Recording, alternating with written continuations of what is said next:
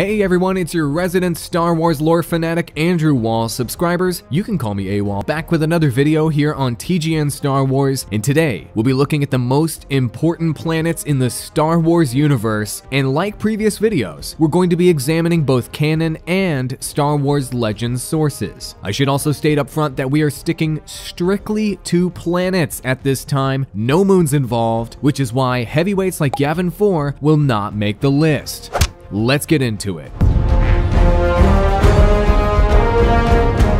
First on the list is an easy one, Coruscant. Coruscant is at the heart of the Star Wars universe and a part of a collection of planets known as the Core Worlds. As one of the galaxy's most influential locations, it was situated at the end of a major trading route and was the hub of a galactic culture and technology. Coruscant contained some of the galaxy's most important structures, including the Jedi Temple, which served as the HQ for the Jedi Order, along with the Senate Building and Senate Office Building, which was the home of the Supreme Chancellor. The planet was covered with urban sprawl and was notable for buildings that were so large they produced their own microclimates. The gargantuan city blocks were built one on top of another, and the biggest of the skyscrapers held populations well over 1 million strong. Wealth increased with your altitude in the towers, with the lowermost levels being filled with strange monsters. The lawless underlevels and slums were located just above that, while the mega rich were at the very tippity top. Coruscant makes the list because it is literally the seat of power, and its galactic dominance has continued for thousands of years. So great was its ongoing influence that it was unofficially established that whoever controlled Coruscant controlled the galaxy. Naboo was a peaceful garden world located in the mid-rim close to the outer rim territories that makes the list for its role it played in facilitating the lead up to the Clone Wars and consolidating then Senator Palpatine's grip on power.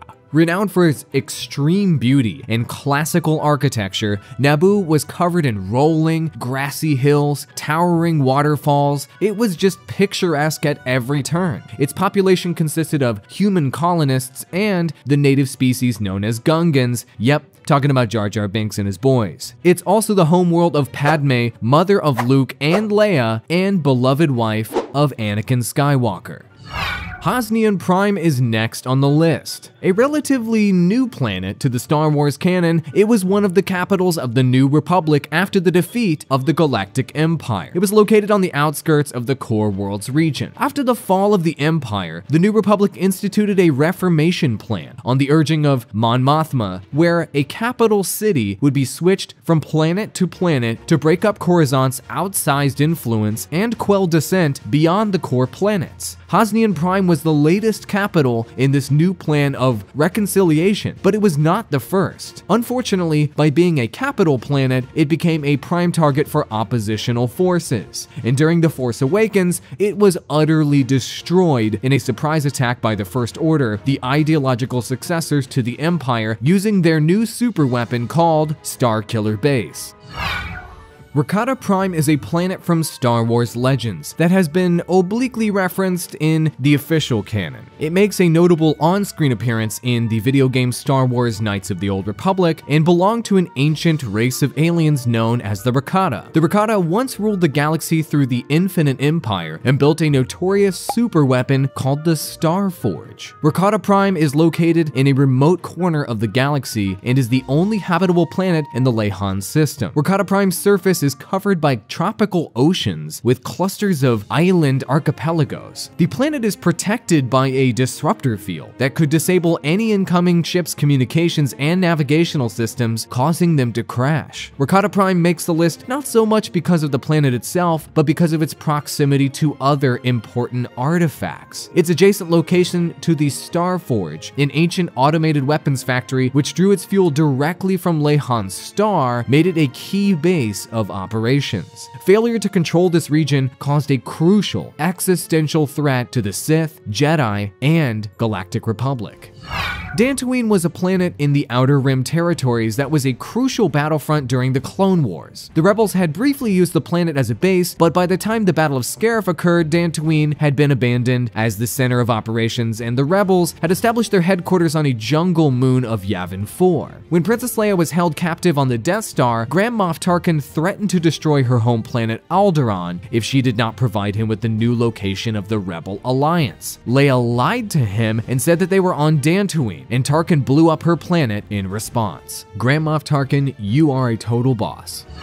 So, who here remembers Kamino? Prequels? Anyone? Birthplace of Stormtrooper clones? Anybody? Nope. Yep. This stormy water world makes the list for its direct role in the Clone Wars and in Senator Palpatine's rise to power, the best character in all of Star Wars. Located beyond the Outer Rim, south of Rishi Maze, Kamino was entirely covered in water. Its cities sat just above the constant waves on stilts, and its local population consisted of Kaminoans, thin, bipedal aliens who stood taller than any human. Kamino's main export was its cloning capabilities, and the lead up to the Clone Wars, it was commissioned by Senator Palpatine to create an army using Jango Fett's DNA. This army was used to fight off the Separatist invasion, and afterwards was a key player in wiping out of the Jedi using Order 66.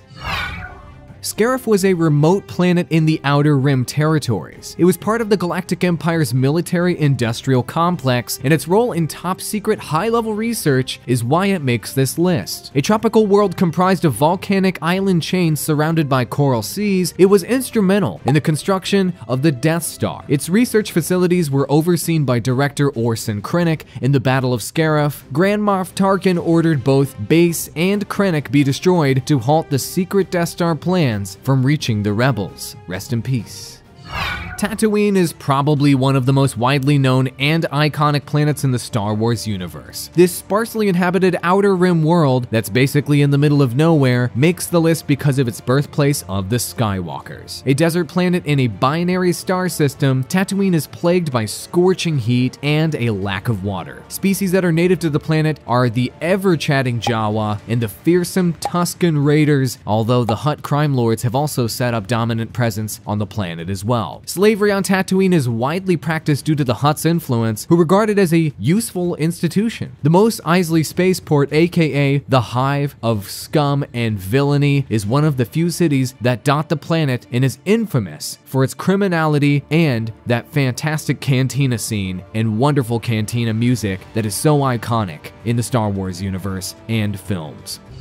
Malachor, also known as Malachor 5 in Legends, was a wasteland planet that was destroyed in the Great Scourge of Malachor, and it makes the list for its connection to the Sith and Darth Revan. In Star Wars Legends, it was the location of the Battle of Malachor 5. The planet was shattered by the energies of the mass shadow generator and has been uninhabited ever since. In the new canon, it's been established that at some point in time, the Sith were able to get a toehold on the dead world by constructing a giant temple system. Thousands of years prior to the current era, it was the location of a huge battle between Sith and Jedi. The temple's weapon misfired, petrifying everyone on the planet. And in the current era, Malachor is off limits to the Jedi, and due to its infamy, its name is often invoked as a curse.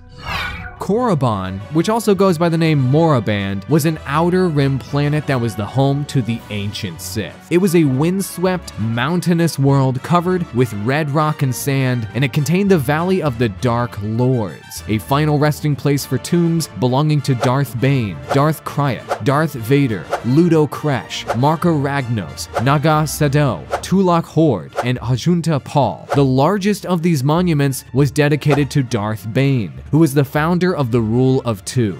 Because of its importance to Sith culture, it was a holy spot for their order, a pilgrimage where they would honor their venerated dead and glean knowledge from their tombs.